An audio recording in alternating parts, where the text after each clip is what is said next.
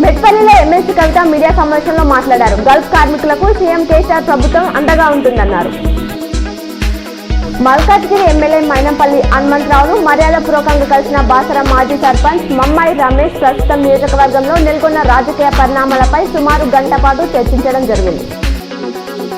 కామారెడ్డి జిల్లా బిచ్కున్న మండలంలోని గోపన్పల్లి గ్రామంలో ఎమ్మెల్యే హనుమంత్ షిండే గోపన్పల్లి గ్రామ నాయకులు ఎన్నికల ప్రచారం ప్రారంభించారు. నగరంలో నేడు బతుకమ్మ పండుగను ఘనంగా నిర్వహించేందుకు మహిళలు సిద్ధమయ్యారు. తీరొక పూలను కొనుగోలు చేసి బతుకమ్మ పేర్చడంలో నిమగ్నమయ్యారు. దసరా సమీపిస్తుండటంతో నిజామాబాద్ నగరంలోని మార్కెట్లో గల వస్త్ర వ్యాపారాలు సందడిగా నెలకొన్నాయి. పెద్ద ఎత్తున ప్రజలు వస్త్రాలు కొనుగోలు చేస్తుండటంతో వస్త్ర షోరూంలు కలకలలాడుతున్నాయి. నగరంలోని పాలిటెక్నిక్ లో కెనరా బ్యాంక్ ఆధ్వర్యంలో నిర్వహించిన ఉచిత ఆరోగ్య శిబిరానికి విశేష స్పందన లభించింది.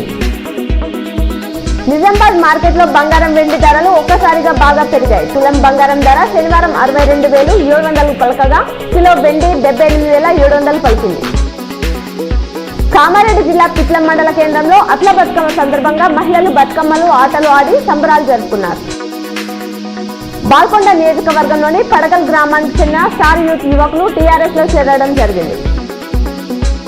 నగరంలో బీజేపీ కార్యాలయంలో ఏర్పాటు చేసిన మీడియా సమావేశంలో బీజేపీ జిల్లా అధ్యక్షుడు బస్వ లక్ష్మీనరసయ్య, రాష్ట్ర నాయకులు పల్లె గంగారెడ్డి మాట్లాడారు. రాహుల్ గాంధీపై మండిపడ్డారు.